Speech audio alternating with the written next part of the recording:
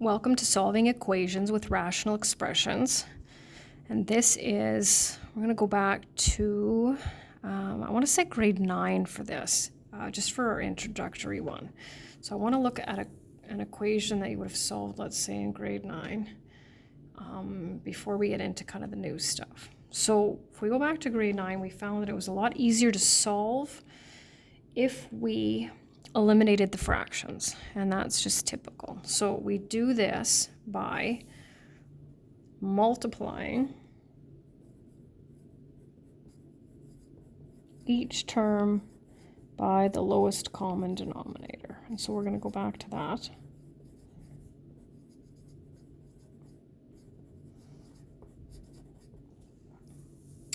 So lowest common denominator, right? We have two fractions here, and a way to get a guaranteed denominator, of course, is to multiply them.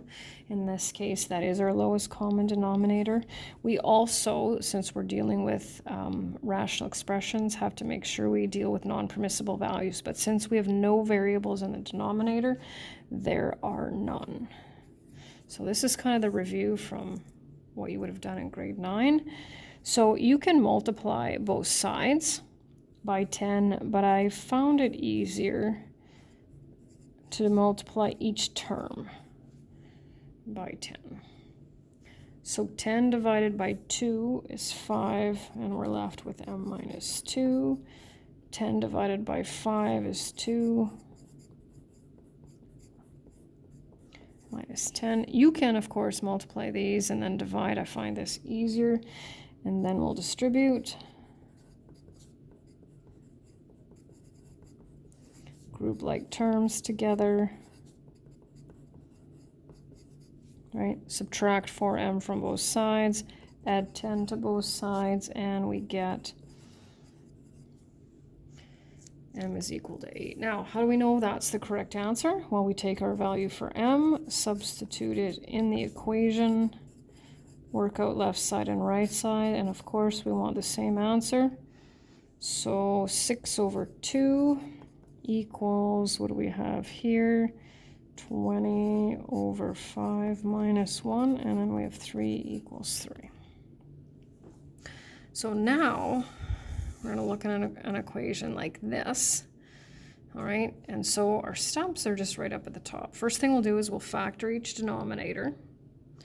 Then we'll identify the non-permissible values. Then we'll multiply each term by the lowest common denominator. We'll create equivalent fractions, or sorry, we will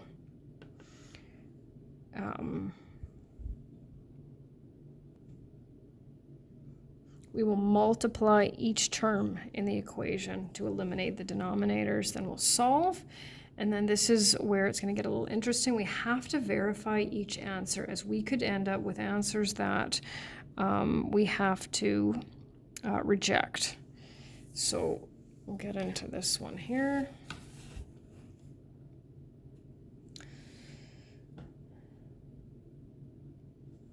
So we'll factor.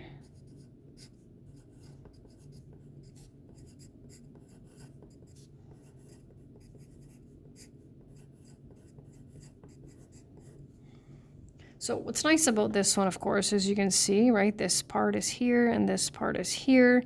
And so our common denominator, of course, will be y times y minus 2. Let's look at our non-permissible values. Well, we have variables in the denominator, so now we can see that y can't be 0, nor can it be 2. There it is.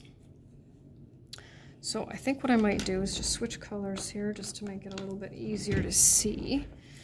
So we need to multiply, and I find it easiest to,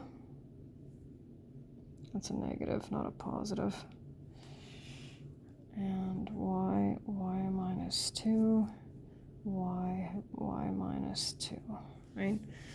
So here's our numerator, denominator, numerator, denominator.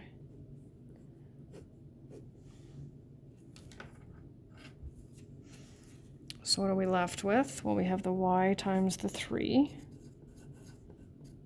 plus 2 times y minus 2 equals y plus 8. So we'll keep going. This is just a linear equation. 5y minus 4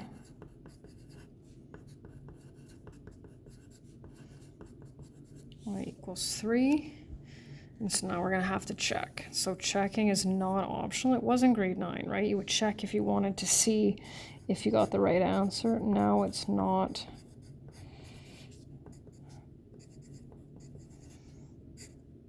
Three squared plus 2 times 3. So we've got 3 plus 2/3 equals, I can copy that correctly, 11 over 3, 9 over 3 plus 2/3. So now that we've got that proof that left side equals right side, we can do our solution set. One more. This one's going to take me a little while here. So we'll start with, and I don't need you to identify the actual lowest common denominator or anything like that. The NPVG you can put wherever you like. So we'll start with, we'll factor.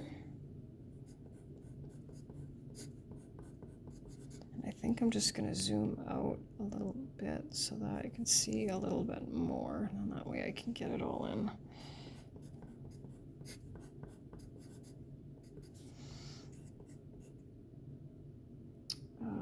X, whoops.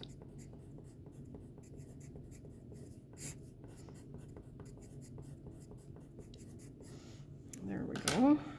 So we'll do the same thing we did before, right? X plus 2 times x minus 2, x plus 2, x minus 2. So numerator, denominator, and then that's all gone, right? So here's where it's going to get interesting in there. At one point, and I believe you should have done this in Foundations 20, but at one point I need to look at how to solve by factoring. So it's going to be in this one.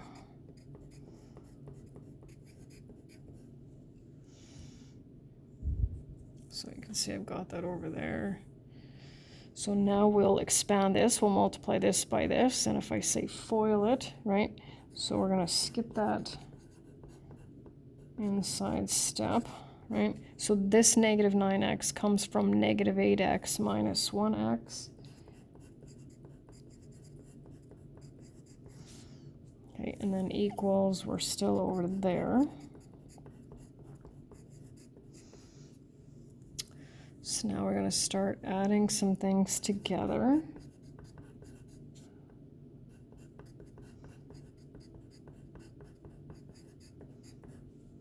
There we go.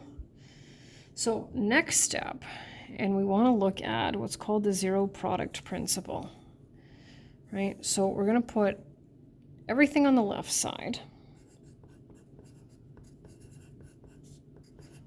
Right, anytime we move something from one side to the other. So we're going to factor this. So I'm going to divide, because I can see there's a GCF, right? So you can factor out the 2 if you like, and then divide it. I just prefer to do it this way, okay? So now we're going to factor this.